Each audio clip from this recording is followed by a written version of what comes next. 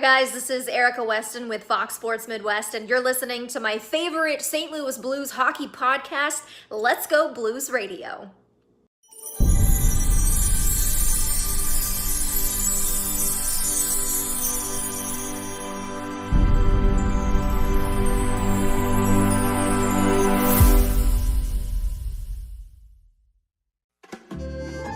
Support for Let's Go Blues Radio is brought to you in part by Manscaped, the very best in men's below-the-waist grooming. Oh my God. Get 20% off and free shipping with promo code LGB at manscaped.com. Look good, smell good, feel good with Manscaped. As the world's only personalized vitamin platform based on a health assessment and your DNA, ID Life provides its members with high-quality ingredients backed by pure science. It's science. Check out rockinthatidlife.com and speak with Dustin about how you can reach your goals today. That's rockinthatidlife.com. Center Ice Brewery is a proud sponsor of Let's Go Blues Radio. Visit centericebrewery.com today to schedule a no-contact curbside pickup or make a reservation in their awesome tap room. That's Center Ice Brewery, located in Midtown St. Louis. Let's go Blues!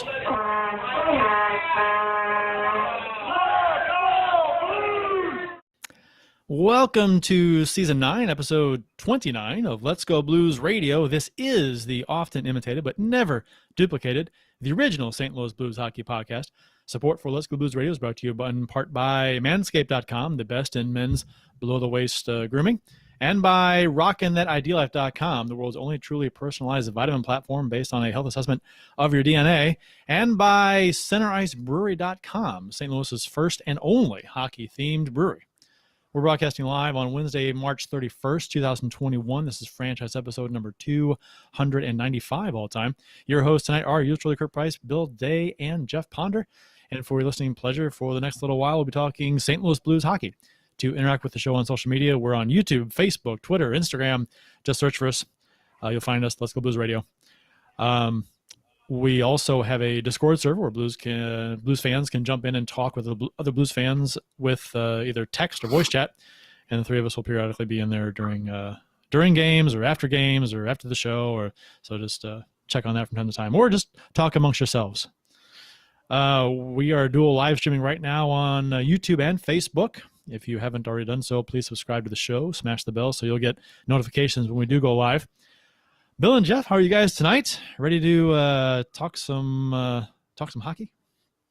I'm using the camera as a mirror right now because I noticed I've got a little alfalfa thing going on behind my headphones. So don't mind me, people who are watching the video. I think it's one of those things where you notice it, but nobody else really cares that much. Oh, nobody would have noticed, especially with the angle of the camera. Yeah. I just happened to turn my head, and I was like, wait a minute, that don't look right. What's the Brian Regan line? Hey, everybody. Just thought you want to be self-conscious for the rest of your life? Yeah, pretty much. One eye is set higher than the other one? How are you fellows doing? How's any crazy news from the past week? Yeah, you weren't here last. I mean, personally, you were here for a short time last week, so we didn't get to really chit-chat last week. Yeah, I appreciate the comment that somebody said that I look like I lost 10 pounds. Well, I'm back in St. Louis, so all the beer put that weight right back on. So don't worry about that. It was the lighting and I don't know if you had any sun, but a nice tan. I'll shed a nice 10 pounds. Yeah, no, it was sun. It was sitting out on the back patio of the suite we were in. So yes, I'm sure the mood lighting made me look extra attractive. Like I said, I thought you looked like Florida Man. The second you walked in, I'm like, oh, that is Florida Man. I'll take it. Shit. Bill's got. I'll be back. You want to mute yourself? Yeah, go ahead and mute yourself, buddy, or just walk away. or just walk away and not mute yourself. The three of us, actually, will be at Center Ice Brewery for Saturday's Blues game versus Colorado. You can go to centericebrewery.com to make a reservation if you would like to go Friday or Saturday or anytime. Have a couple beers, watch the game, and say hi. Right now, our reservations are at the bar, so I don't know if that'll change or not, but that's where it is right now. So prime seating for us. Prime seating. You know what? I like the bar. I'm a bar fan. You know, I so like it. so we went to, my wife and I went, I think I mentioned this on the show a couple weeks ago, for one of the Vegas losses. And we sat at the table real close to the bar, basically right where the thermostat is, if you know where that's at center ice. And some people got up and left after the first period, and the wife and I were just like, let's go up to the bar. That's a way cooler spot. So we sat up at the bar the rest of the time. We had a great time. The bartenders, we were doing shots with them, and just had a great time. So yeah, I'm really looking forward to Saturday. Always have fun there, especially when we're sitting at the bar. Yep. Yeah, that's my. I mean, one time we didn't get a bar seat when we sat. I think the same kind of spot, the small table away from the bar against the wall. That was a good seat too. But great spot. Yeah. I just prefer the bar. I do too. It's almost like, you're right where all the action is. That's where I prefer to be. So, but looking forward to that very much. And if you do want to go sit down, it's best to have a reservation because it could be full and they won't let you in if all seats are taken. So go online and get a reservation and check it out. CenterIceBrewery.com. Yep, CenterIceBrewery.com. And last week the Blues announced the attendance will be increased to 4,100 fans starting on March 26th. So it was a few days ago, and available to the general public. So now Blues fans will know. Now the Blues players will know how Florida Panthers players feel during a normal season with having 4,100 fans in the stands. Pretty much. That's so I know a friend of the show, our loyal listener, Austin Lynch, said that he's been, I think a couple of our listeners have mentioned they've been to games already. My mom is wanting for my birthday. She's wanting to get me tickets to one of the upcoming games. My birthday's in April. So we'll see. I think I'd get my second dose of my vaccine on the 18th. So I may be heading to a game. Could be fun. Very cool. Yeah, I did the 1-dose deal, so I just one shot and done. Which I'm all about it. I got my first dose, so I'm going to do a 2-doser. We were able to get signed up under Madison County's 1B plus segment.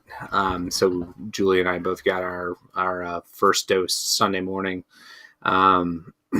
And yeah, we got the Pfizer. So, did you have any reactions? My arm hurt like hell, and just was really, really tight all day. But Monday, I felt better than I felt in a long time. So it's just kind of weird. I don't know. I don't know what that was about, but yeah. So I'm happy to be on the road to being vaccinated. Yeah, I didn't mention it on the show because last week was the first show I had after I got my vaccination. But I had a terrible, terrible time with my first dose. Yeah, I remember you saying that. That was worse than when I had COVID. I'm not kidding. It was. But like you said, you had a very mild case of COVID. Yeah, I had a mild case, and COVID went on for about 2 weeks, about a week and a half. This, it only lasted 2 days, but I mean, it was 2 days of hell. It was. Whew, I had 102.2 fever. I was achy, didn't sleep a wink the night I got it. I actually called urgent care the next day because I was at about 30 hours and I still had I think it was 101.4 fever. And I was like, what can I do to make this better? And they're like, you might have gotten COVID before you got your shot. So why don't you come in and we'll test you? And I'm like, oh, great. So I went in, they tested me, it was negative, and they actually said that because I had COVID before, that a lot of people are noticing that issue with their first shot. So I'm hoping the second shot won't be as bad, but I'm still going to get it. Hopefully the fever stays away because, my God, that was awful. Yeah, I've heard a lot of people who've had Moderna that if they've had COVID before, it just totally wipes them out. So hopefully you got over that. Yeah, I went 2 days before I left for vacation, And so that's why the next day I went to urgent care. I trusted the lady's word, was like, yeah, I should go in. Because it's like, I don't want to have to get in the car for 18 hours, driving to Orlando and have a fever. And then on top of that, let's say for whatever reason, I still had a fever on Sunday. I don't want to go up to the park and have them be like, oh, we can't let you in. You've got a fever. So it's like, I should probably just go get tested just to make sure there's no issues. But luckily that night it went away and I felt better. No, I didn't have, major issues. It was 12 hours of chills and some hives, and that was about it. It was very minor. It was tolerable and just annoying, but it was not a big deal. I'm not going to complain too much about it because, some people have much worse side effects than I had, so it was not a big deal at all. So I was happy to have that experience. You're lucky. Yeah. The official beers of episode number 295. You can follow each of us on the Untappd app. My handle is at cprice12. Jeff's is at jponder94. Bill's is Blue Note 33. On Untappd, you can just kind of check out what the three of us are drinking, or any friends you have that also have the app. You can see what they're drinking and whether they like it or not. They can rate the beers and get some comments on it. It's kind of cool. So, Bill, what you got, sir? Yeah. I'm not not partaking. I'm probably going. Yeah, I'm probably going back to work when the show's done. So, my beverage of the show is cucumber mint sparkling water. That is a fine beverage. What's the brand on it? This is the Good and Gather from Target. Okay. I was gonna say what's the popular one? That's one that my cousin Jeff drinks a lot. Truly. La Bud Light Seltzer. La Croix. That's it. La Croix. So Yeah. I've had a number of these sparkling waters, and I've not liked any of them except for one. I think it was the lemon lime. I think La Croix was good. I like that. I could do that one. Whichever one. Amy left a few cans here, and I had one. And I was like, that's not too bad. That's not. I could do that. The rest of them just taste like, it's like soda with no sugar. It's just kind of weird. Yeah. But. Yeah. No, I cut out soda a couple years ago. It didn't last. I drink soda again, but I actually the cucumber mint and a couple of the other ones that Target puts out are actually really good, and at least curb my intake of soda, if not completely stop it. So. Winning Unlimited in YouTube chat said, I got the Pfizer dose 1 5 days ago. Worked out hard for 3 days. He wanted to exhaust himself. Interesting. Yeah. He's a smart guy. Adam's a smart guy. So I assume the whole workout thing Is he though? I assume so. He does play hockey, so I don't think he's that smart. He is smart in areas. Okay. I'll give you that. You got to be. Yeah. There are people that are smart in areas. I wonder if he's. I guess if you played Trivial Pursuit, for example, with Adam, then you could find out general smartness of a range of categories, as opposed to someone who is just, smart in AI or wherever. I think we're all smart in our own ways. My area of expertise is I can tell you what kind of underwear people wear based on just knowing that person, the type of underwear they wear. Okay, Kurt, your boxer briefs. You probably okay. We've been in the same locker room. No, I have not. I don't. You think I remember? You think I remember what kind of underwear people wear in the locker room? I've seen the way you look at guys in the locker room. I'm not going to pass judgment. You though. I have more respect for you.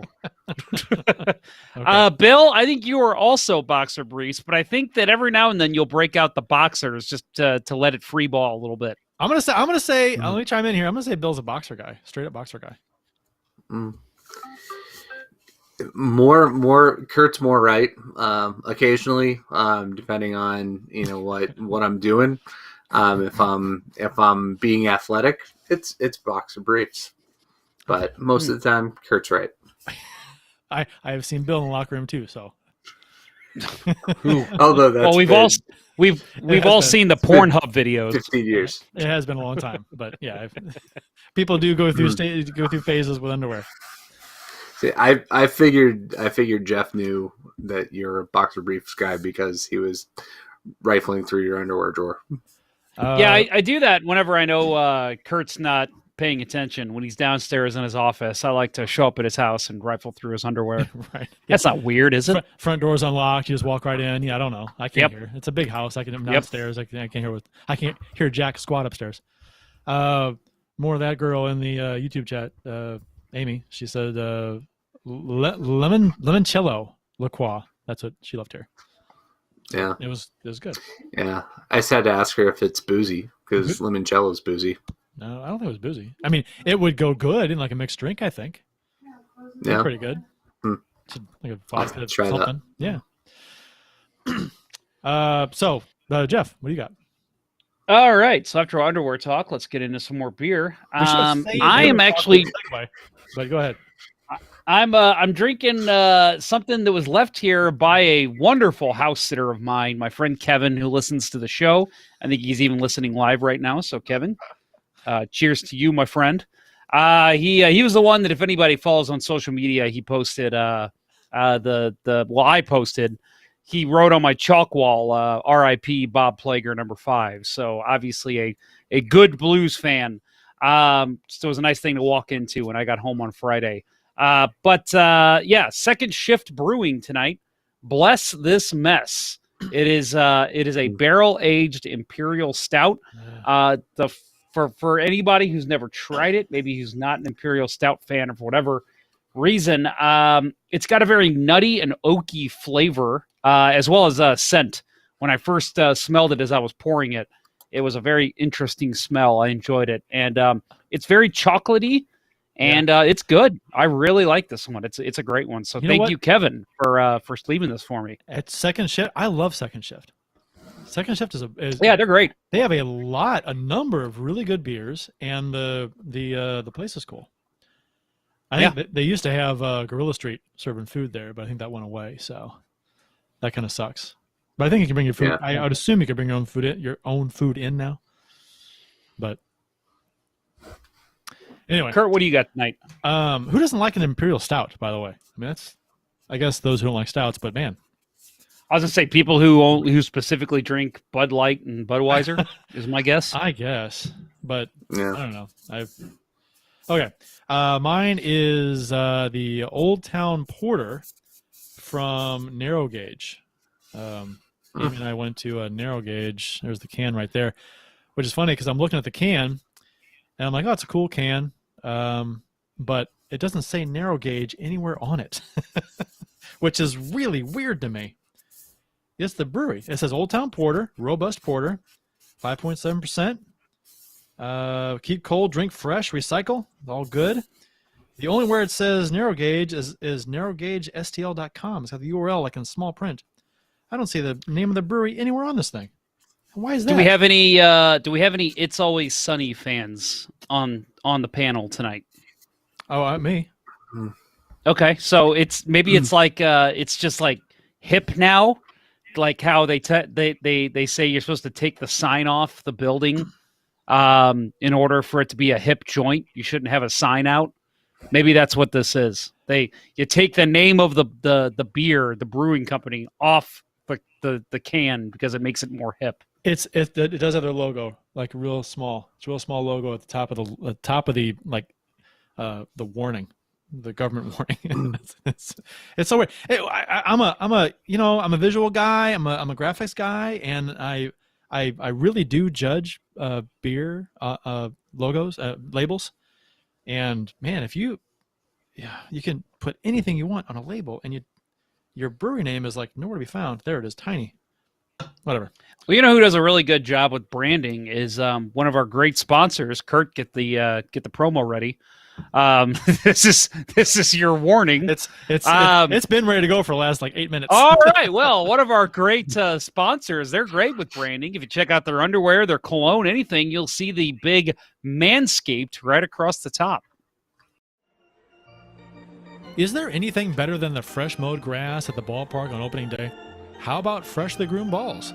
Our sponsors at Manscaped, the global leaders in below-the-waist grooming, are here to help you strike out your bush for good. Talk about the ultimate utility man. Manscaped is like the Nolan Arenado of ball trimmers. It's time to keep your testes fresh and clean with the Perfect Package 3.0, which includes the Lawnmower 3.0 skin-safe electric trimmer, the Crop Preserver anti-chafing ball deodorant, the Crop Reviver spray-on toner for your balls made from soothing aloe and witch hazel extracts. Manscaped even threw in their shed travel bag to keep all your goodies stored comfortably.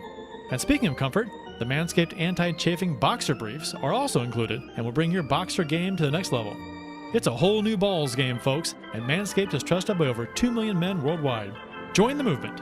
Get 20% off and free shipping with promo code LGB at manscaped.com. That's 20% off with free shipping at manscaped.com and use promo code LGB. Baseball's back.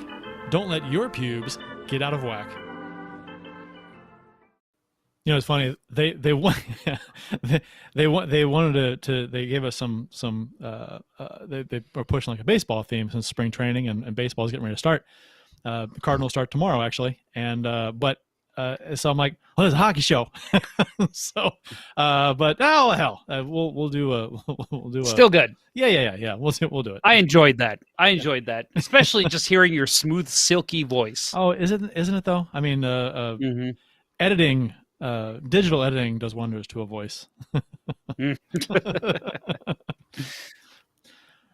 in Blues history.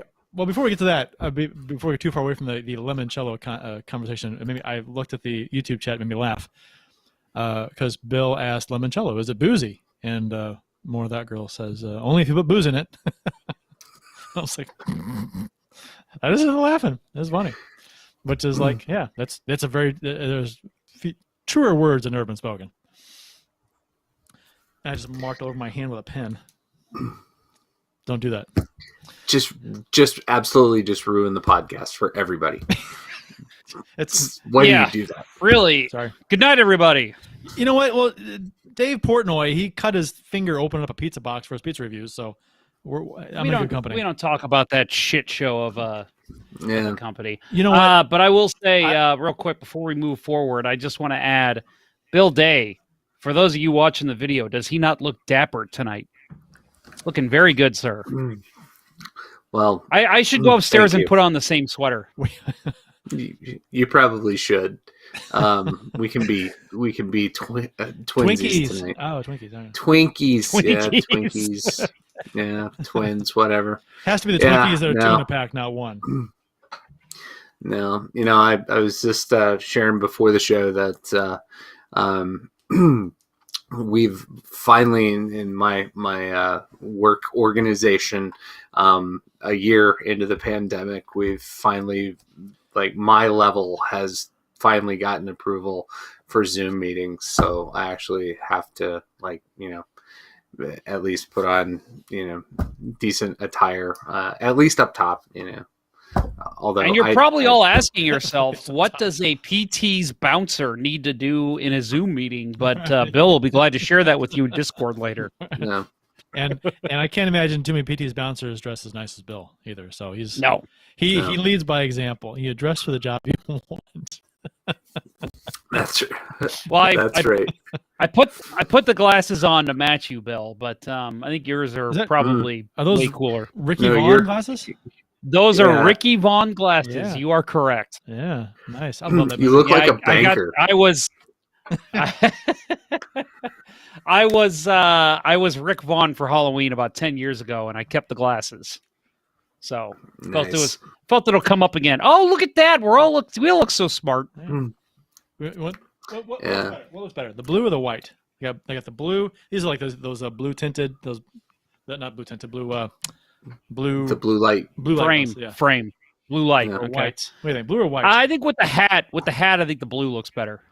Yeah. Now that, those of you listening on the podcast, I'm sure are really enjoying this conversation. Well, but that looks fantastic. I think I figure out doing blue or the white. But they got that glare off the monitor. You can't see my eyes, which is like half the point of the show. So. Yeah, I'm trying to. Yeah, because I mean, we have very inviting eyes. I've actually had multiple women. They come hither. Multiple women tell me I have bedroom eyes, which Really? I take as a very nice compliment. You know what? You've got the bedroom eyes. Did I ever tell you about the contest that I won? No, would you win? I won I won. You know the story, don't you, Bill? I won a Mr. Bedroom Legs contest. You've told me this. Yeah, okay. I knew that. I've told everybody. I'm sure. Yeah. Anybody who's ever had more than a couple of drinks with Kurt has heard this story. I was going to say, I'm pretty sure he introduces himself as, my name's Kurt Price. I won a Mr. Bedroom Legs contest once. Yeah. Well, you know what? I am Mr. Bedroom Legs. It was funny because that was like prime hockey playing days, right? And hockey players like soccer players, their legs are in shape. And there was a contest. I'm like, and it was, well, you should enter. I'm like, no. I'm like, please go do it. Okay. So I did, and I won. But it was, I walked around. That was my talent. Back when I first had my son, and I've never told anybody this, back when I first had my son, he was about maybe 1 year old, there was a contest on one of the radio stations out here for a dad bod, like best dad bod or whatever, and it was Father's Day. And I actually had a buddy who followed me out to Creve Coeur Park. He had me take my shirt off, and he took a bunch of like professional photos of me just like running around, like going up steps and did you lay flexing. Down in the grass? I did. Yeah, that was one of them. And we thought, it'd be really funny to just like put me in there. And like, I totally chickened out last minute. I was like, nope, I can't do this. I'm like, cause I like looked on, these guys are like super stacked, all my competition. I shouldn't have cared. Cause I was kind of doing it as a joke anyway, but I chickened out. I was like, no, I can't do this. Like, this is even too much for me. Yeah, I asked you about laying on the grass because when I got my high school senior pictures taken, I hated it. I think probably a lot of guys seniors probably hate it. This was how I was laying in the grass. Yeah, and so the photographer asked me. He goes, "You want to lay on the grass?" I'm like, no, I do not. And I didn't lay on the grass. I stood on a bridge, one of those little garden bridges, the tiny little 6 foot long things. And I leaned against a tree, and I don't know. There's a bunch of stupid stuff in studio. I hated it so much. But yeah, do you want to lay in the grass? No, I'm wearing white jeans. To go with my white belt and white shoes. No, I did. I think I did have white jeans on in one of my senior pictures. So. White jeans. Oh, please post it. You have to. Yeah. You can't say that and then not post a picture. Or just the jeans, just the bottom half, if you want. Yeah. Oh, I think I'd prefer that. I'll see what I can find. I'm sure I've got the picture somewhere. But you were rocking the hair back then too, Bill. You had quite the do going on. I remember that. Yeah. We talked about a few shows back. Somebody said it. My hair doesn't grow long. I think Mike McKenna said this on Twitter. Hair doesn't grow long; it grows out, and that was me. And so, yeah, early '90s. Friend of the show. Friend of the show, Mike McKenna. I put some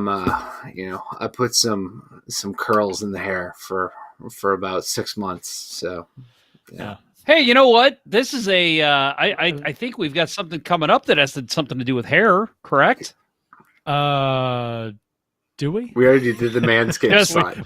We do. Just look at the outline, God damn it, Kurt. I'm setting you up. I thought you were doing it into a segue to a promo. You're doing a segue to the next bit, which I like.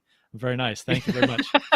Today this is a hockey show, after all. I know. Let's talk some hockey, goddammit. Today in Blues history, courtesy of the @SCL Blues History Twitter account, March 31st, 1970, Bob Plager of the St. Louis Blues was named one of St. Louis's top 10 best groomed men of 1970. And there's an article. It's I can't imagine this is still a thing. maybe it is, just doesn't get the press it used to, I guess. This article says defenseman Bob Plager received a letter yesterday informing him that he has been named one of St. Louis's top 10 best groomed men of 1970 by the Barbers, Hairdressers, and Cosmetologists and Proprietors International Union of America, local number 102. He's been invited to receive the award at the group's Total Man show Sunday at 3 p.m. in the Chase Park Plaza Hotel. It had been fun to see what that was all about. The Total Man show. All I can think about is the fashion show from Slapshot. Yes, now we should have the segment, the soundbite ready to go. I was gonna say we have that soundbite ready to go here soon, right? No, when I whip it out, you know, I want to say real quick to add to anybody who is still depressed about last week's news about Bob Plager. One of my favorite quotes, Thomas Lynch: "Say not in grief he is no more, but live in thankfulness that he was." And I think that's looking at this story. That's something that reminds me. Is it's, you know, anybody who was maybe alive in 1970 that might remember this. I find it hard to believe anybody does, but this is quite the Bob Plager story. That is fantastic. I love this. I would love to see them still do something like this. I think that's great. Maybe they do. Maybe it's just not like nobody cares anymore. I don't know. March 31st, 1990, Brett Hull of the St. Louis Blues scored a pair of goals as he set the NHL record. The NHL season record for goals by a right winger was 72 in the 6-3 loss to the Minnesota North Stars. And then March 31st, same day, following year, the very next year, Brett Hull of the St. Louis Blues became only the second player to score 86 goals in a season in the 2-1 win over the Minnesota North Stars. And of course, the first player to do that was Vladimir Chepeturkin. Right. Yes, the chubby turkey. There needs to be a chubby turkey, a Chepeturkin something around.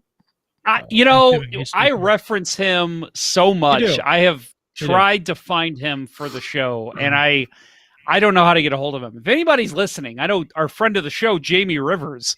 Jamie, if you know how to get a hold of your old teammate, Vladimir Chepeturkin, please let me know. I'm pretty sure that Jamie Rivers hates our show. I think he does. But you think, okay, keyboard warriors. Keyboard warriors. Keyboard warriors. That soundbite he's referring to us, by the way. And that's why I know he is, which we're not keyboard warriors, we're microphone warriors. Right. Jamie Rivers a hockey player, is not a scholar. Okay. Yeah, right. So I recently watched. I'm a big zombie nerd, and don't worry, I'm going somewhere with this. I'm not just going off on a tangent. You talking Rob or Walking Dead? Well, okay, Walking Dead is a show I couldn't get into. I really tried. I couldn't get into it, and I'm going to try again. The first 3-4 seasons I thought were really, really well. I think I watched. Go ahead. I was going to say I watched a show called Z Nation, which is awful, and I will say the production value way worse than The Walking Dead. So I'm not even going to try and argue that. The show was way worse than Walking Dead. But I watched it and I kept telling a friend how much I hated this show. I'm like, but I can't stop watching it. And he's like, you're hate watching it. And I didn't even realize that that's a term. You hate watch something. It's so bad you can't stop watching. So I like to think that's what Jamie Rivers does with our show. I think he tunes in every week and he's just like, what fucking bullshit are they going to say this week? Keyboard warriors. I think I hate watched, was it Tiger King? Is that what it's called? The Tiger, what is it called? On Netflix? I watched 3 or 4 episodes and I really hated every single character on that show. And I kept watching it, and I not the whole thing. I stopped. I kind of want to start watching it again, just to say I finished it. But I hate the show. I hate the show so much. I never started it. Couldn't bring myself to do it. One look at that dude. Just yeah. Did you see he wrote President Trump asking for a pardon when Trump was still president? Yeah, and he was really upset that he didn't get one. You know what the funny thing is that would not have been surprised in the least if Trump had pardoned him. It would have just been that would have rounded out 2020 perfectly. Well, you know who did get a pardon from President Trump? Our friend Dustin Paul from ID Life.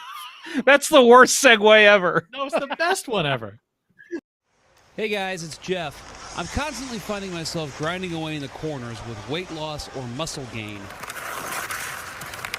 Whenever I asked the experts for help, it was never anything feasible for my lifestyle.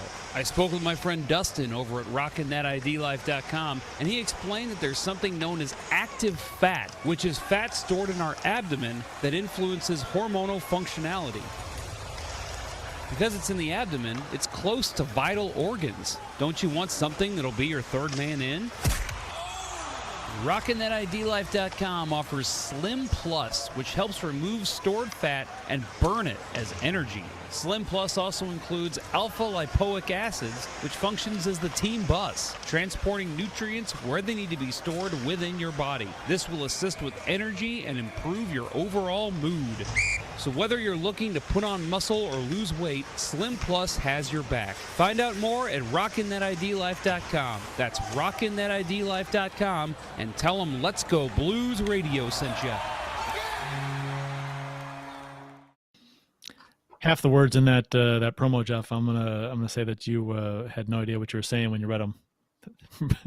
Ribonucleic something or other. Ribonucleic acid. What's fatty mean? I don't know what fatty is. Active fat. I was when I heard the active. I'm thinking, I there were some guys I played hockey against that they could be labeled as active fat.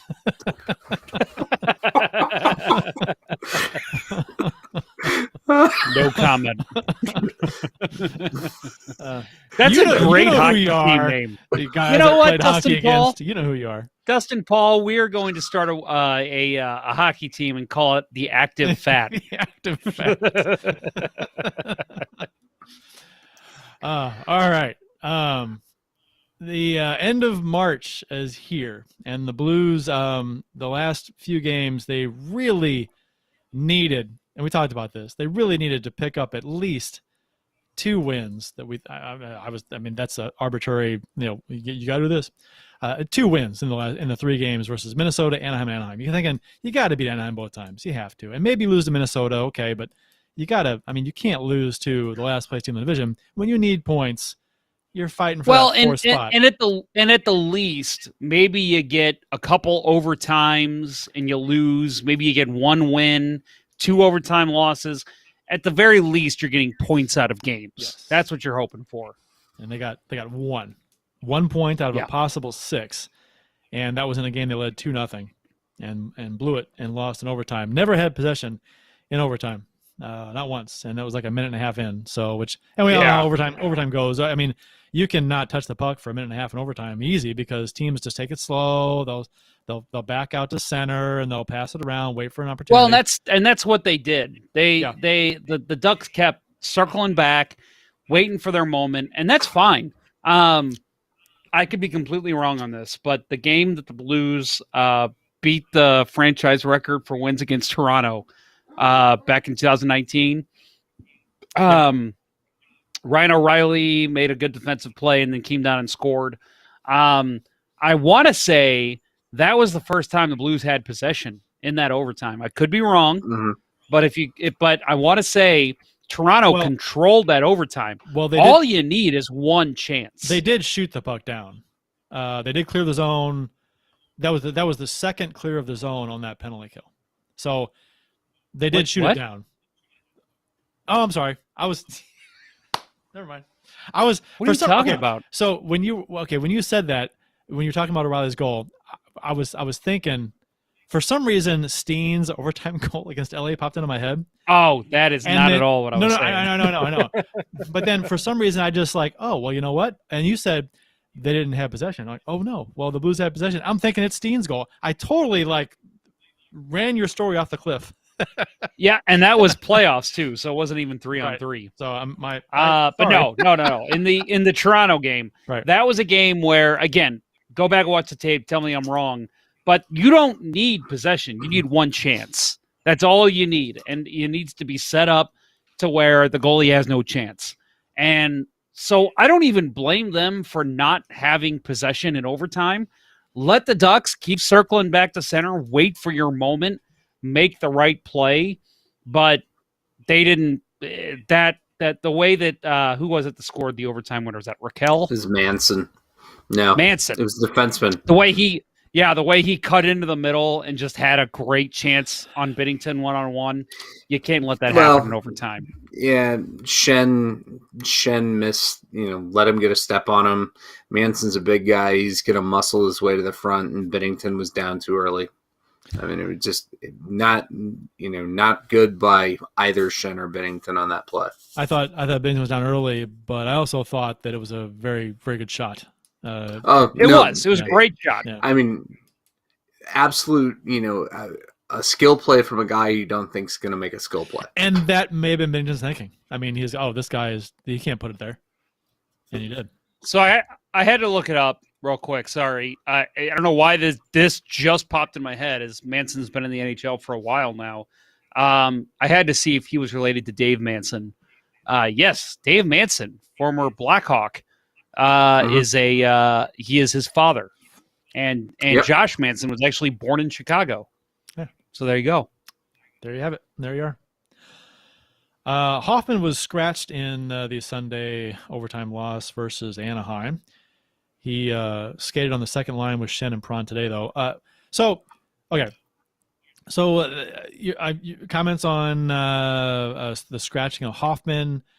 Versus how Hoffman has been used by Berube, and there's talk of him being. I mean, I think a lot of fans want him traded. But JR actually brought up, his tweeted, which actually surprised me a little bit. It's not too often you see reporters or writers with press creds question the coaching decisions like JR did. I thought it was kind of out there. Not out there, but it was kind of ballsy, and actually what a lot of Blues fans are thinking, that Berube is misusing Hoffman quite a bit on the team. I think he has a little more clout with the Blues, and obviously I think STL today, he's not there anymore. I think Athletic kind of says like, hey, if you can do this stuff, do it. If you can get away with it. Yeah. Bill, I want you to take the Hoffman question, but I want to add real quick in the Facebook chat, Kurt. Katie Baumgartner says, "Hey, Kurt." So I'm guessing she's a friend of yours. Yes. Is that all it says? Hey, Kurt. That's all it says. Yeah. Hey Kurt. Just wanted to, because I know you don't normally have Facebook up. So last week I did because you weren't here. That Facebook is that's all you. And it was fine. Yeah, I heard you guys talking. I thought, man, I should have just tuned in just to write in the YouTube chat. Hey guys, Facebook comment here. But Bill, jump into whatever your thoughts are on Hoffman scratched or Berube's use, whatever you think. What do you want to talk about? Go ahead. Well, clearly Berube has misused him because he's not going to get 40. I mean, yeah. If he would have used him properly, Bill, your prediction would have come to fruition. You can't say that as I'm taking a drink, asshole. Sorry. No, So I think he isn't the prototypical Berube player. He's not the not the guy who's going to go to the corner and retrieve pucks.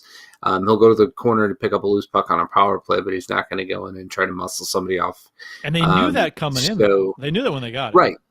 Right. And so I think a couple of things have played out, against Hoffman. The biggest one being Robert Thomas being out for several weeks. They had amazing chemistry early on, preseason early on in the year, which led this idiot to say, yeah, you can get 40. I think that's hurt him. But yeah, trying to force a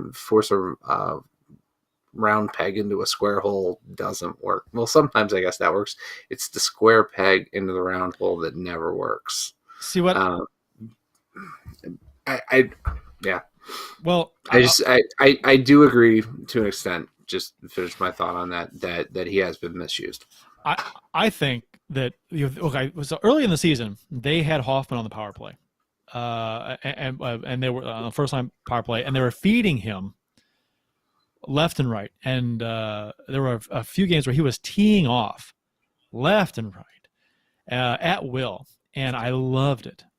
I think he had a goal in one of those games, but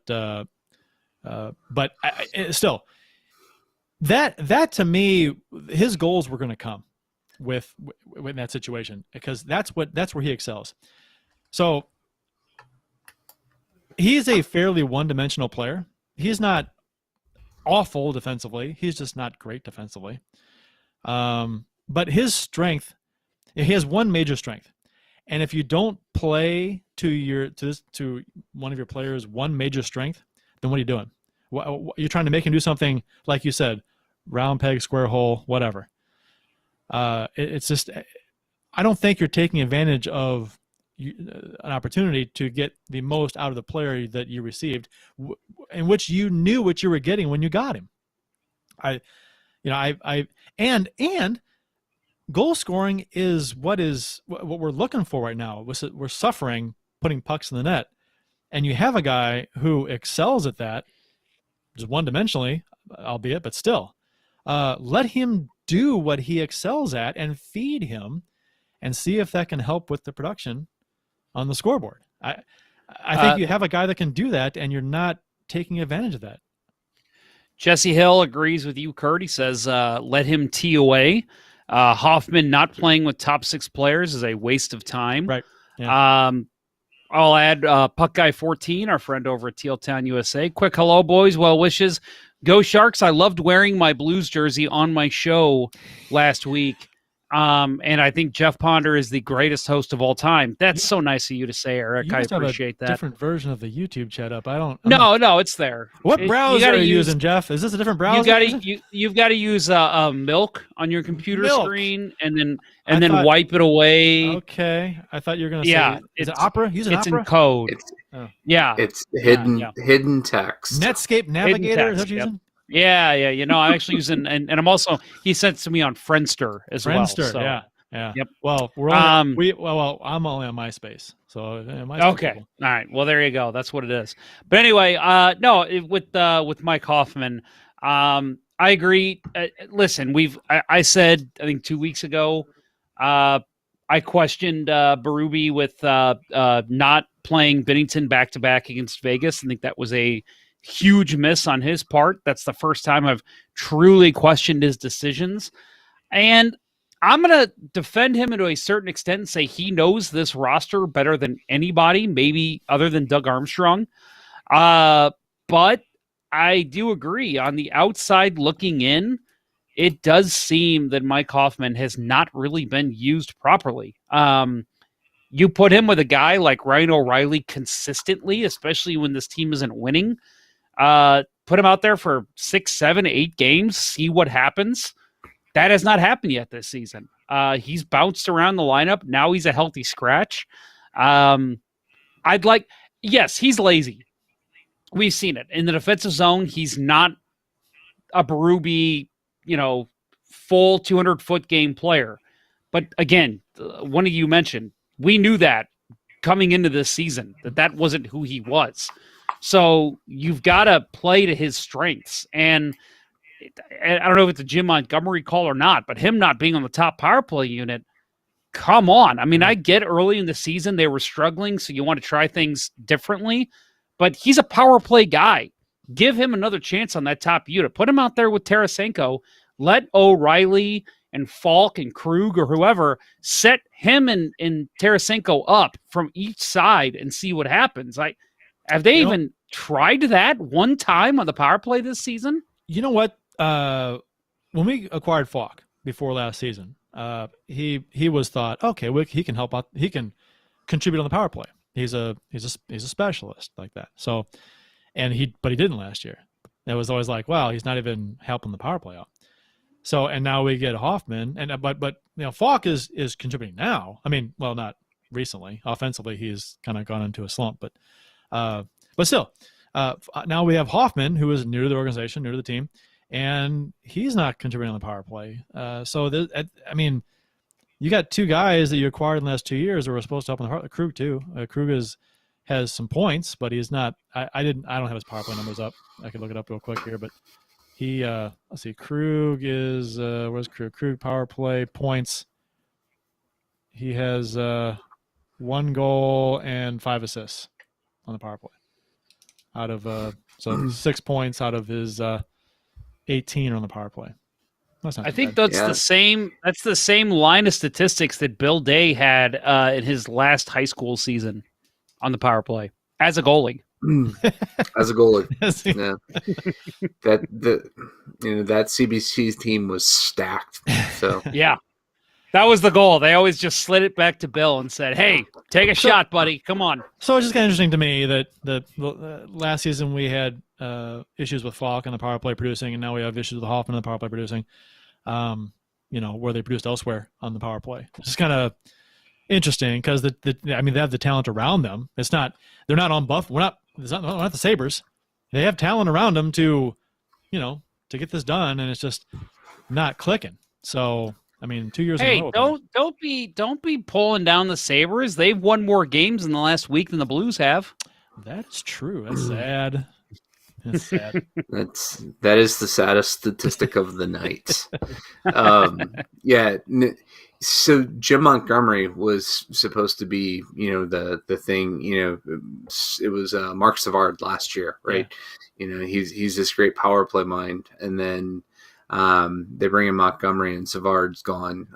And the Dallas Stars power play under Montgomery before he got fired was just insane.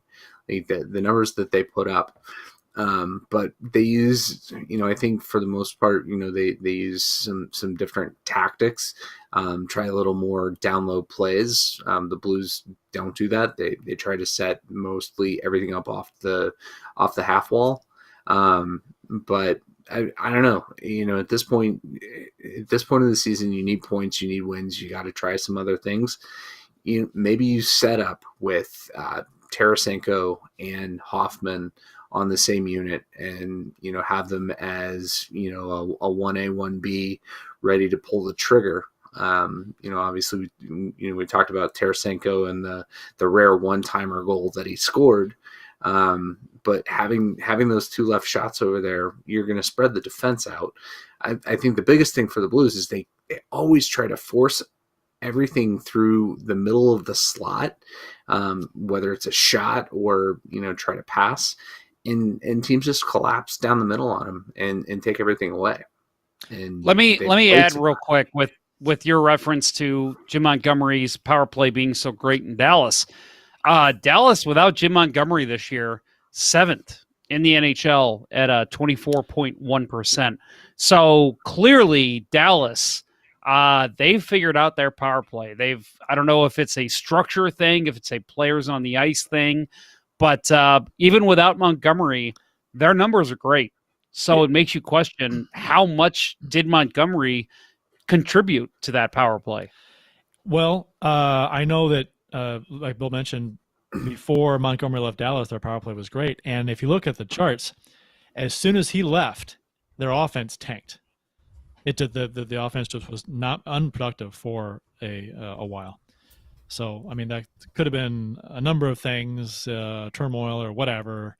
But I can't imagine that just removing a guy that was running the power play that was working would all of a sudden ruin the power play, because the players still know what they're supposed to do, but they just weren't getting it done.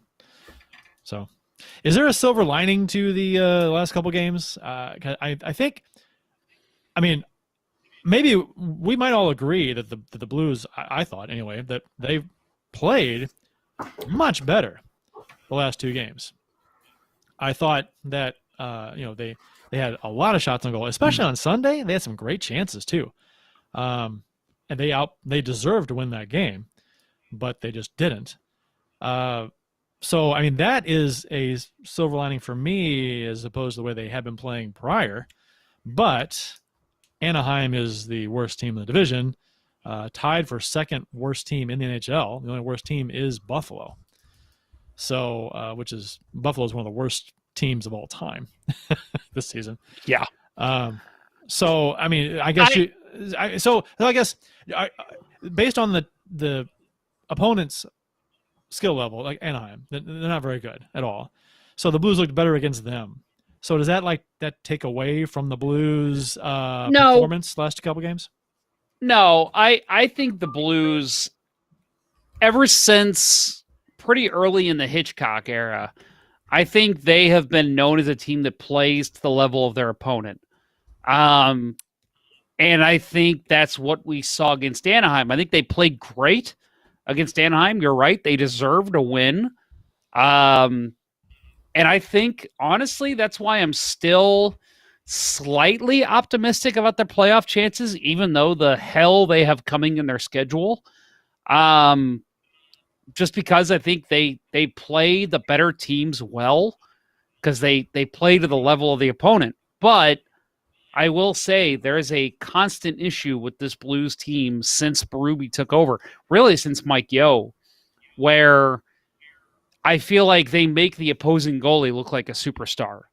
And I know as a fan of the team, it's easy to say that and say it in a very sarcastic and pissed off manner. But I feel like with this team, it's more apparent than ever. Anthony Stolarz has stepped up and played great in the short amount of time he's played in Anaheim this year.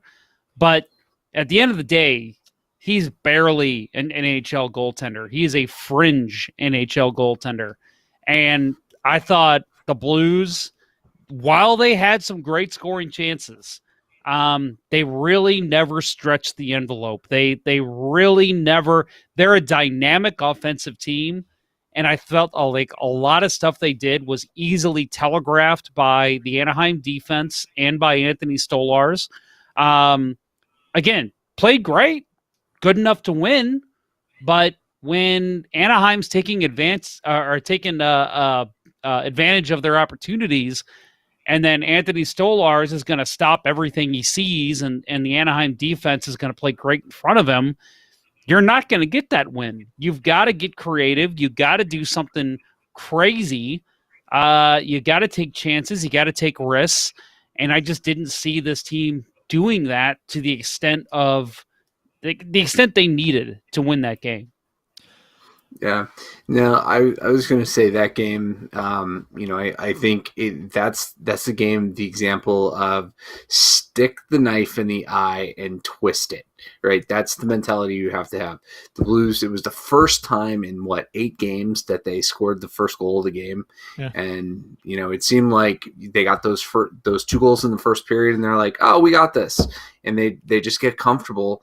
And the other team's able to push back and come back.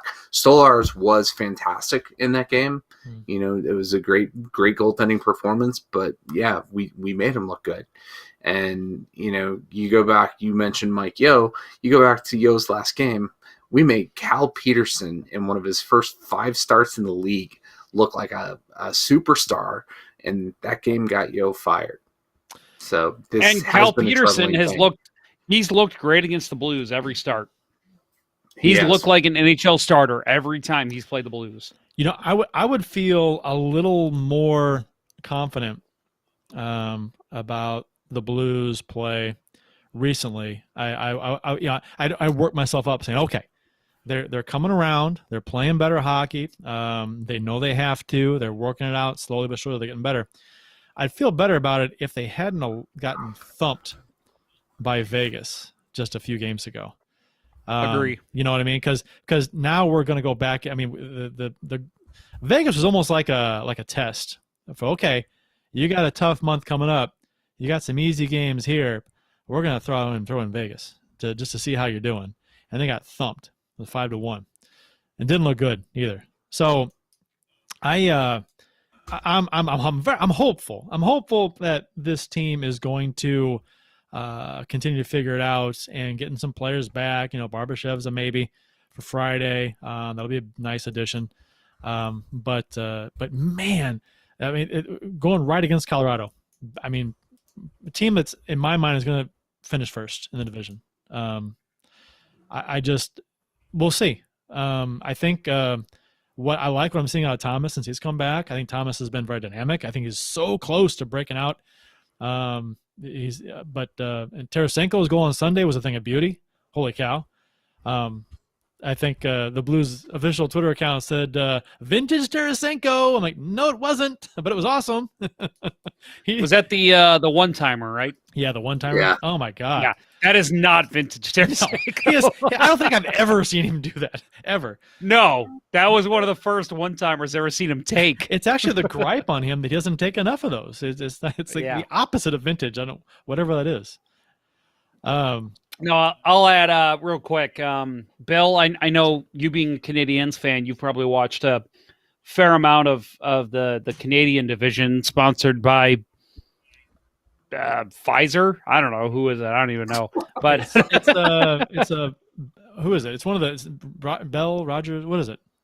I don't remember. Here, hold on. I can tell you because I am on the standing phase. It's the Scotia. Scotia. That's right. It was one of the big entities in Canada. So you watch probably a fair amount of the whatever they call it, the North Division. Kurt, I don't know about you. I don't know if you're watching any other divisions a whole lot. Scotia, right? I've been watching a little bit more of the Central, and I feel like watching the play of the other divisions, I feel like they're playing at a playoff level. And maybe, again, this is just because I'm a fan of a team in the West Division, but I look at the way the Blues are playing, and even the Avalanche and the Golden Knights and the Coyotes, and insert Team 5 here. I feel like they're not playing at as high of a level as I'm seeing in the North Division, in the Central Division. And it'll be interesting to see when the conference finals come up, how these teams battle each other. Because I feel like they're all playing at different levels right now, depending on what division they're in. Yeah. Yeah. Yeah, no, it's totally felt like anything but playoff hockey so far in most of the games that I've watched, whether it's the West or the North. I honestly have not tuned in. I might have caught a period of a Dallas game, but I have not paid attention to the Central since we're not there. But I haven't seen the intensity night in, night out from any team. This season. That's a good reason why this is not going to be kept next season. There was some speculation that the league's talking about it. No, they're not. They're not talking about it because this kind of sucks. You don't see other teams in the divisions at all. It's a bad situation. They would never, ever, ever, ever, ever keep this scenario, this division only play. The April schedule. So we talked about that. So we're in a dogfight with Arizona for the last playoff spot in the Honda West. Honda West. See, I said it. They were losing against Colorado tonight. Did they lose? They were losing like 4-1. It's just started the third, 6-3, Colorado. Okay, so Colorado should win that game. So the Blues should still be in fourth place to start their game on Friday. So starting on Friday night, the Blues start one of the toughest months that I think I can remember in franchise history. I know they had that really tough month in February of 19. Look at that. I got a lady here with me. How about that? That's a lady. It's a lady. Jess, what do you think about the Blues lately? They're terrible. Terrible. Yep. I can't hear you. So. She's not wrong. She's not wrong. Because you're not wrong. They have been better. It's hard to watch. I've been playing Kingdom Hearts instead. of watching the Blues. Yeah, really. whenever I'm watching the Blues game, she comes down here and plays video games, which I'm like, I should like that, but it's like, well, are the Blues Well- really that bad? You can't even watch them? Well, she Not does. She does have a red jersey, so She does Yeah. have a jersey. I do. They're the best jersey. She loves them. I mean, she's wrong, but okay. You don't know what's cool. Well, let's have a You cool are fight. friends- I don't know. You are friends with me, so that Right. doesn't mean you're not as cool. That is true. I don't know how to pick them, so maybe I don't know how to pick jerseys either. I can't remember a tougher month off the top of my head that the Blues are going to have to go through. So 14 of the 15 games they have in April are against the top 3 in this division. 6 against Colorado, 6 against Minnesota, 2 against Vegas, 1 against Arizona. If we play really well in April, we may catch Minnesota and finish 3rd, as we play them 6 times. So if we play well in April, we play them 6 times. Maybe we can catch them if they pass us. If we don't play very well, we will almost certainly miss the playoffs. That's almost a given. So Arizona's schedule, the team that the primary worry for us of pulling out of the playoffs is Arizona. So they have a big game tonight against Arizona. We talked about they're losing. They're currently 1 point behind St. Louis with the same number of games played. 7 of Arizona's 15 games in April are versus the bottom 3 in the division. 2 against Anaheim, 3 against LA, 3 against Vegas, 1 against Colorado, 1 against us, 3 against Minnesota, and 2 against San Jose. So if Arizona pulls ahead of us the next few games, we only play them one more time. So our opportunity to catch them is hurt by the fact we only play them one time. So if we were to play them 4 or 5 times in April, we'd have a chance to play head-to-head to catch them if we needed to catch them. But so we'll see how it plays out. This is going to be very interesting in April. Yeah, it makes that crazy 7-game series that we played them back in February just all the the crazier at this point. I mean, just throwing a lot of wrenches into the the possibilities, the 3-point games and that kind of thing. So it's we're gonna have to get a lot of help. Obviously, looks like we're getting help tonight from teams above us in the standings. One team above us in the Vegas. standings. Vegas is shit in the bed against LA, right? So, which sucks because yeah. LA is not that far behind us, and so I don't want them to get hot either. Right. They've got 2 games in hand, Yeah, 6 points out. So hopefully Vegas can come back and at least, win that in overtime or something. But Colorado, with the handy, 6-3 lead, hopefully they'll ride that out. And like a few people I've seen on Twitter say tonight, use up all their goals before we get there on Friday night. They are getting healthier. I mentioned that Barbashev may return on Friday. He comes off LTIR. Parayko is looking close. It was kind of hinted today that I got the impression, and nothing was said, but I just got the impression the way it was worded that when they mentioned Barbashev might play on Friday, they said Parayko is like not like they gave the impression he might play Saturday or very soon, the next 2 or 3 games. I don't know if you guys got that vibe or not. Yeah, I have 2. It's odd because I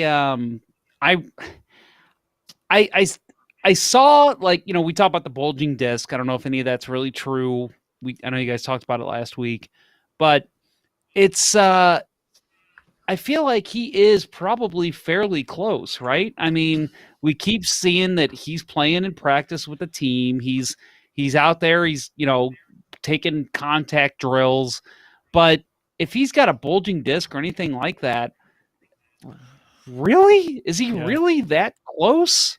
But apparently he has to be. So if he can, if Parayko's close to coming back, and we've got Barbashev, which I think is a huge addition for your 4th line. I mean, Dakota Joshua, we've raved about him this year, but I think having Barbashev back is going to be huge. It's it definitely adds a different dynamic to this team. But man, I don't know. I'm leery about Colton Parayko coming back right now. Yeah, I mean, it's definitely a Parayko-sized hole in this defense, but if there is anything, in to the bulging disc, we talked about this before. I'd almost prefer shut him down and have surgery that's going to make it work. Long term. This season, this season is what it is. I don't expect a whole lot of success. So, if it's for the long term success of this team, for him to have had surgery, I think that was the right choice. Don't rush him back unless don't just take him at his word that he feels good enough to play. Don't risk long term injury for this season. Upcoming, we got we'll talk about some lines in today's practice and the trade deadline, and some thoughts on some players that have been rumored to, or his fans are calling to be traded, or players available. So after this word from Center Ice Brewery. Center Ice Brewery is St. Louis's only hockey-themed brewhouse. Stop on in during the next game to experience the ultimate hockey fan brewery while sampling various hockey-inspired beers, such as Old Arena Lager, the Beauty IPA, the Rotating Pale Ale Series, or seasonal offerings such as their Imperial Stout, their Lime Sherbet Sour, and much more.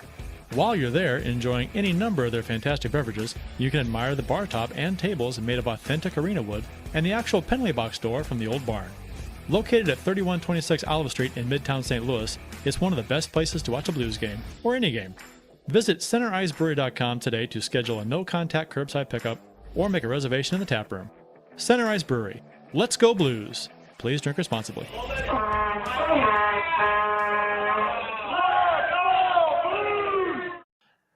The audio at the end of the horn going off and the Let's Go Blues chant, that is actually recorded at Center Ice Brewery. So just if those of you are curious. And who was blowing that vuvuzela? That would be Brody. He was a guest that night because he no longer works there, but he came in and they gave him the vuvuzela to blow. In a game we lost, by the way. That was against San Jose, I think. So yeah. So Eric, I hate to if you're say still it, in the but chat, get out. Yeah, we are 0-4 when any of us have gone to Center Ice this year during a game. Is that right? Not true. We won last time I went. They did. Last time I went, yeah. Last time Aim and I went was 2 Saturdays ago. Yep. They won. So and that was the first time they won this season going there. So this weekend's going to be the test of when we're all there. Right. Yeah, and what a test it's going to be. If they win 10-1, we're going to have to come every single game. It really is. I mean, if they let's hypothetically, let's just say that they went on Friday and they went on Saturday against Colorado. I mean, your outlook for the season completely changes, does it not? I mean, this is such a huge 2 games. If they can manage to up their game, I mean, now I'm asking something that they haven't done all season, and then probably need to play better than they have all season, or since the first game of the season when they whooped Colorado. They need to play that way again, twice. And if they, I'm not confident they can do it, but I'm hopeful, and I'm just thinking if they could do that, then all of a sudden Blues Nation is like slams on the brakes, says, "Huh? What happened? Wait a minute. Okay, we're a team now. We can play hockey now. So things are different now." So this game, these 2 games are huge coming up. So we'll see. And I'm looking forward to it. Looking forward to a challenge. The Blues in the past have traditionally played to the level of their opponent, whether it be a bad team or a good team. This season, not so much. They've kind of played poorly against everybody, or inconsistent, I guess I should say. But the line today in practice with Schwartz, O'Reilly, Tarasenko on the first line, Hoffman, Shen, Perron. Second line, Sanford, Thomas, Kyrou on the third, Clifford, Bozak, Blais on the fourth. Extras were De La Rose and Barbashev. Defense is Krug and Falk, Scandella and Dunn, Wallman and Bertuzzo. And extras were Mikkola and Parayko. Bennington was, and obviously Husso. So anything you would change about these lines? Because this may be what you see going into Friday with the addition of Barbashev, probably, if he plays. So where would you put him? I mean, Barbashev's a fourth-line guy. Where would you put him? I think against Colorado, I could see Clifford even maybe coming out, maybe even Blay coming out. What is happening with our I'm sorry, our outlines really messing up on me right now. Yeah. Sorry. But anyway, I think dude, what is happening? I don't know. Yeah. I'm trying to look at the lines right now and it keeps fucking with me. Bill, you're noticing that too? I see, it just wigged out on me too. Really? I'm looking. It's just fine for me. That's weird. I'm not doing it. I'm not touching it. I'm not touching it. So I think one thing that we're going to see change to mid-game, I think you'll see Shen and O'Reilly flipped. I think we'll see O'Reilly on the Hoffman Perron line, Shen on the Schwartz Tarasenko line. Other than that, Barbashev, I could see him coming in for Clifford or Blay. I don't know. I feel like they may wait till Saturday, see how this works out before inserting Barbashev, because unless he's absolutely no question 100%, then I think you have to put him in. But, if it's, okay, he's 90, 95%, I could see them sitting him Friday, playing him Saturday.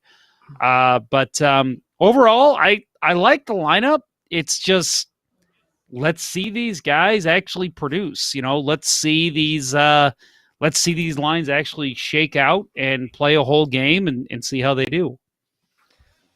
I'd like to see Barbashev play on the third line, left wing, and I'd like to see Clifford benched and Sanford bumped down to fourth line, left wing. That because I don't think you can't. I don't think you can't move Bozak. You could, but in the past they've kind of moved Thomas around from the wing to center. I'd rather have Thomas as center to keep him where he's most dynamic, right? I don't know, and I think almost with the defense, I think I'd almost want to put Mikkola in for Bertuzzo. And, I know you got Wallman and Mikkola on the third line pairing there, which is some inexperience, but I don't care. Do it anyway. I like Mikkola. I like Wallman. I think Mikkola brings much more of an offensive upside than Bertuzzo. And if you're looking for I think that's your. I don't know. That's what I would play with. I don't know if I would put Bertuzzo in or not. Yeah, I think you're going to see Bertuzzo in there no matter what, just because he's going to, Berube likes his heavy guys, and Bertuzzo's got some retribution to bring against Colorado. Well, but you know what, though? He's not fast, and Colorado's a fast. No, he is. You're right. Mikkola's much faster. I think with Mikkola in the lineup, I think our defense is pretty fast. I think Bertuzzo is the anchor on the not in a good way. He's the speed wise anchor that holds them down, holds them back. Yeah, but I'd like to see more speed in there. Yeah, I agree, but I think in the penalty kill, I think Bertuzzo honestly is one of the best penalty killers this team has. Yeah, but when he's not the guy in the box. Yeah, that's true. Right. Yeah. You know what? The team meeting before the game. Okay, Mikkola's in for Bertuzzo. Stay out of the box. That's the plan. Yeah. Yeah. Yeah. I don't know. I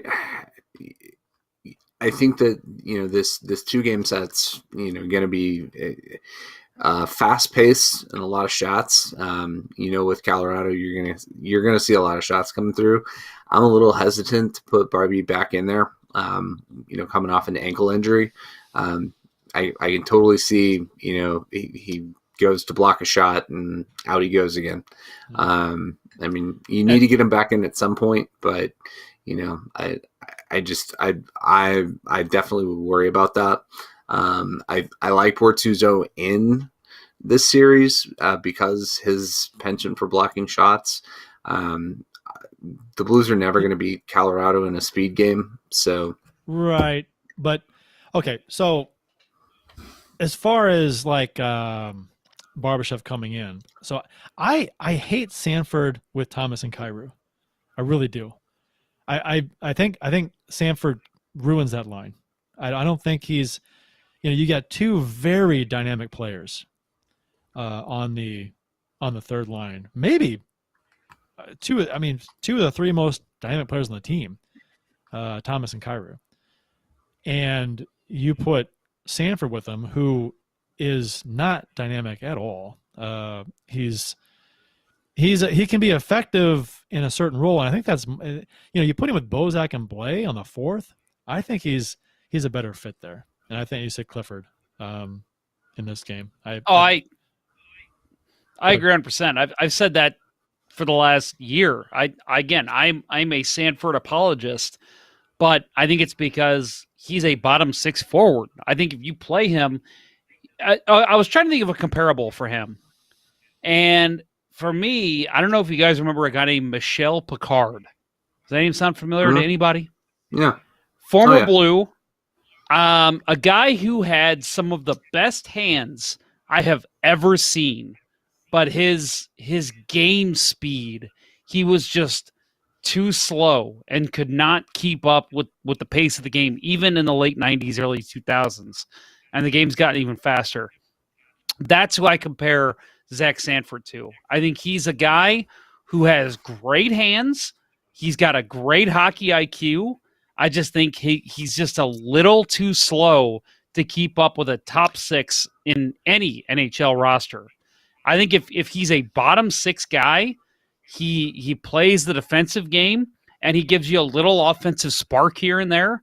That's the type of play he can do. And I think playing him on the fourth line, that's where he belongs. Get him to understand the defensive game a little better. Let him fill in. I'm not saying he's going to be as good, but let him fill in for an Oscar Sundqvist. Play him on the fourth line with Barbashev. See what he can do. I think, and let him learn from playing those fourth line minutes. Maybe if Alexander Steen's still around, have Steen work with him. Because I think that's the type of game he is suited for. I don't even know if I'm against Sanford being on the third line. It just depends on who his line mates are. And his line mates in practice today were Thomas and Kyrou. I don't like that. I don't think he fits with them at all. Unless he just kind of hovers around the slot, and looks for a redirection or something, or a pass to the side of the net where he can kind of try and whip it by the goalie. I don't think he fits with that speed or the creativity that both Thomas and Kyrou bring. That's just me. Maybe. But there's a question in the YouTube chat about Binnington from Brian Roberts. He says, when we start talking about Binnington, 886 since the start of last season, if you count the playoffs. He's not blaming this on him, but since basically last November, he's been hovering around 900 save percentage. So I think it's been covered a lot as far as Binnington's lack of ability to steal games this season. I think I tweeted it. I was like, it'd be great. When's the last time Binnington stole a game? I can't remember last time. It's been. It's been a while. Yeah. And you need every team needs that once in a while. And right. His reputation that he built in 2019 is just anything but what he does today. He's not a guy who has stolen a game. He's not a guy that I count on to try to steal a game at this point. Right. You know he's given up at least one goal every game. And that sometimes that's not enough for this pop gun offense. This team inexplicably has it sometimes. I actually listened to pop gun offense. Nice. I like that. I actually listened to I had it up the other day and for some reason, and I ended up playing more than I expected. Our off-season show after we won the cup, just talking like the day after we won the cup. So we're talking about the team, we're talking about Binnington and the way he played, and it's just so interesting to hear us talk about him then and now to hear us talk about him now. Hasn't been that long, but it was. I don't want to say it's depressing, but things have changed a lot, and you wonder if he can reel it back in and get things under control, and be not the guy he was necessarily, but be at least a middle of the road to above average goaltender in the NHL, which is what we talked about. That a team like the makeup of this team right now should not need an amazing goalie to win games, but I think this season they do. And we've talked about Jake Allen in the past when he wasn't standing on his head, stealing. He wasn't playing well, giving up a goal that like, oh man, we should have had that one. And we said that Jake Allen's play, how goalies play directly affects the team in front of him. So, and when you see Binnington not standing on his head every now and then, I'm not saying it does, but it can affect the team in front of you. And it can. He's not allowing the types of goals that we were so critical of Allen allowing in the past. That's not really comparing apples to apples. No. He's just not stealing the games. Right. But that's what he's not. You talk about guys who steal games. Curtis Joseph, Grant Fuhr. Yep. You think of other Blues goalies. Even I actually just, as weird as it sounds, Tom Barrasso. I just posted a game on YouTube, highlights of one of his first games, and he had an unbelievable game in 2002 when he first stepped in for the Blues and stole a game the Blues needed. And you're not seeing that with Binnington right now. That's what we need to see. When a team is injury depleted and there's just your offensive stars aren't putting the puck in the back of the net, you need your goalie to come up with a 1-0 win. You just need it. And we're not seeing it. And again, we've talked on this show before about how people have claimed that we are Binnington fanboys. But and I'll admit, if there's going to be any podcaster in all of Blues podcasts, I'm probably the biggest Binnington fanboy because he did get this team a cup. And I think he's played fine enough to win. But yeah, if there's going to be any criticism on him, it's that he's not pulled out that big W. And, again, people have said in the past we were Jake Allen haters. Every now and then, Jake would pull out a ridiculous win. And it was just, God damn it, why can't we see this all the time? Jake is, he'll have 1 out of 10 games where he stands on his head and just steals a game. No matter how many goals the Blues put up, he's not allowing any.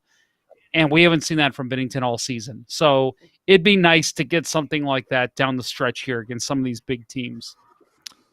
Jesse Hill in the YouTube chat says, why do we as Blues fans harp on goalies? Why not Falk, Krug, Schenn, O'Reilly? I do believe that fans harped on Falk like nobody's business last season.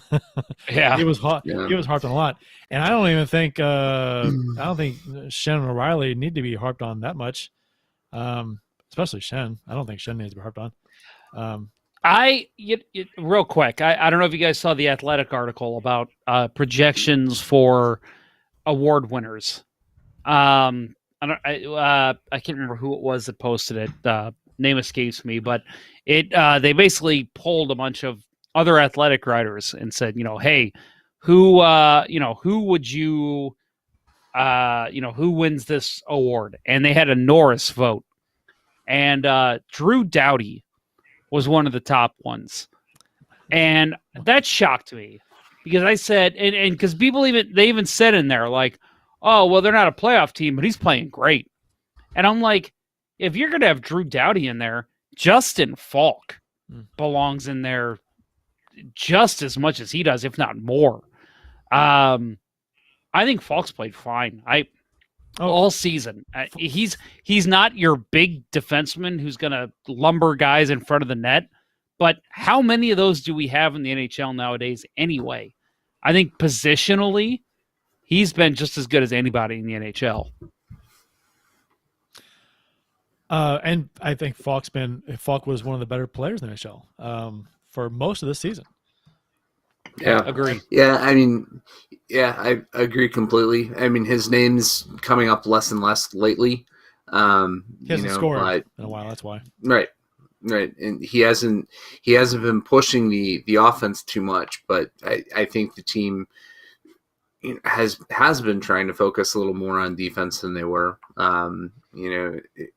And a question in the YouTube chat, is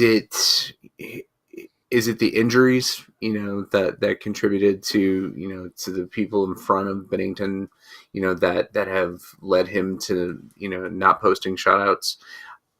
I don't know. Obviously that's going to contribute, especially when you lose, your big time grinders and Sungfist and Barbashev.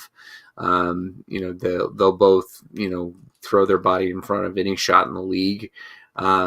You lose the guy who should have been a perennial Norris Trophy candidate, captain, in Pietrangelo. That's a huge drop off, especially when Parayko's out injured.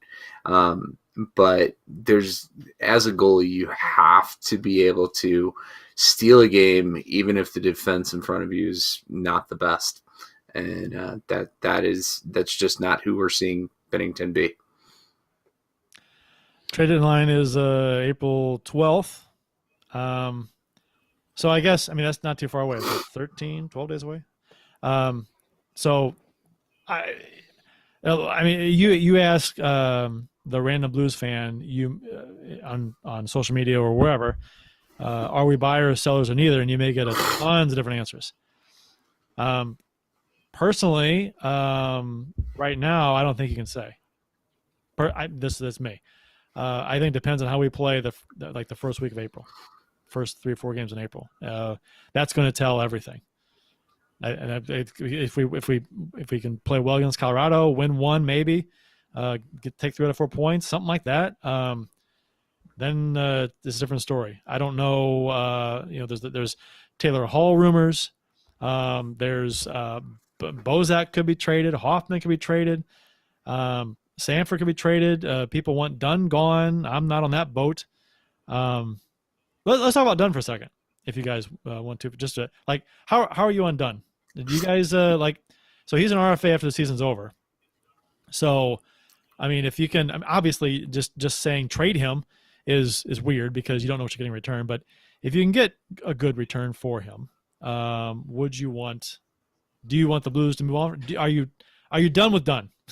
I guess. So, Kurt, I know you've shown before that you're a guy who believes in Dunn, and I believe in Dunn. I think Dunn is a guy who can contribute very well on any NHL roster. He could be a top power play guy if used in the right situation.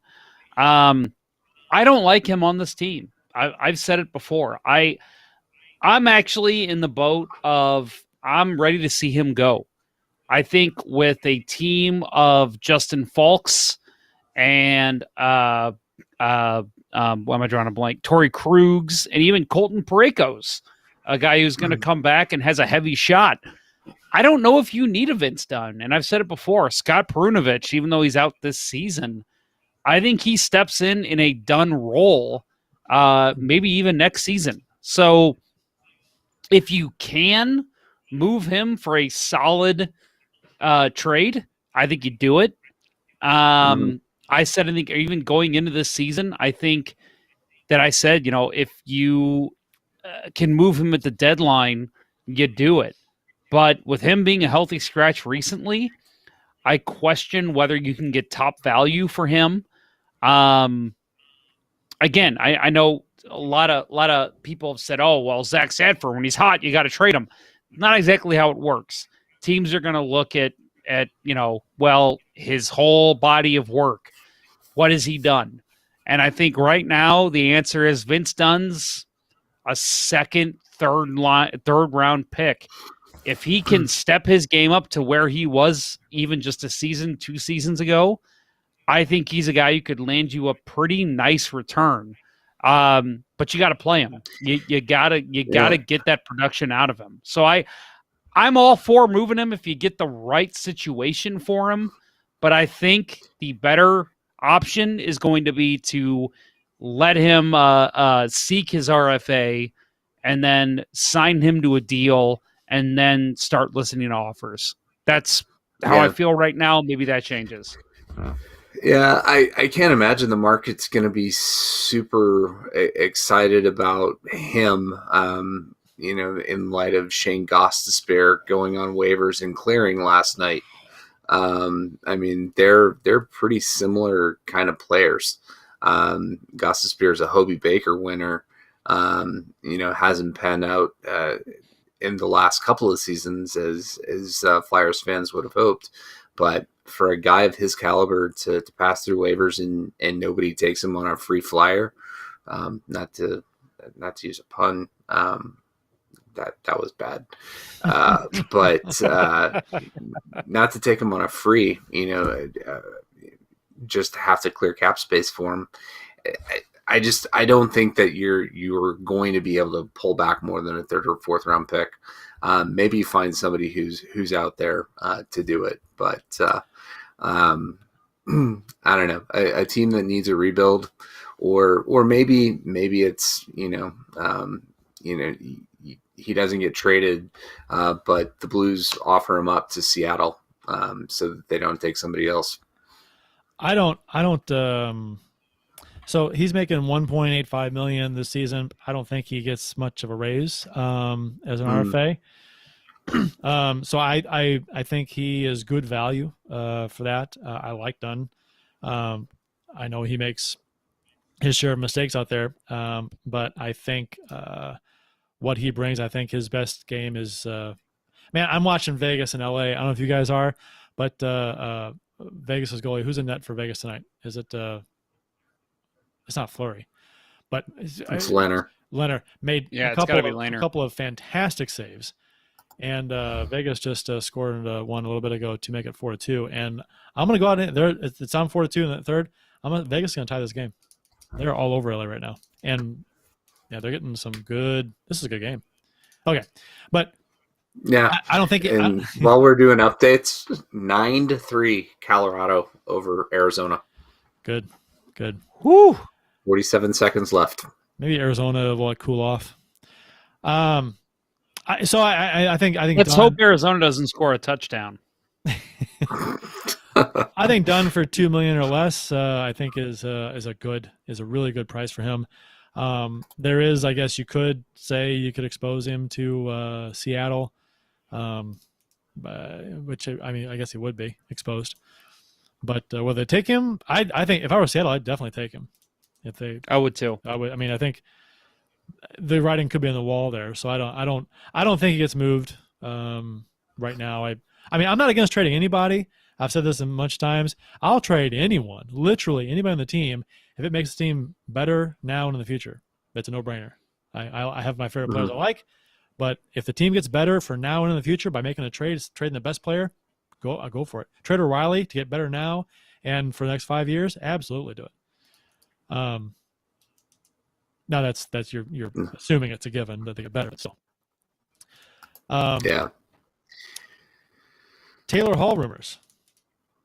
Buffalo is unloading some players. Stahl was traded to Montreal for a third and a fifth. Oh, dude, they're on a winning streak now. You sure that's still the case? They've won one game. They've won 1 games in a row. That's true. Sportsnet's Elliot Friedman suggested the Blues were interested in Hall, then backed off that a bit, and Andy Strickland chimed in and gave a Blues Hall trade a thumbs down on Twitter. And I'm not sure if was that clarify what he meant. Did he mean he wasn't in favor of it, or did he mean no, it's not going to happen? The way I took it was that it's not going to happen. That's the way I took it too. That's how I read it. That's what I took it too. But if you trade Mike Hoffman for him, maybe, but I don't know.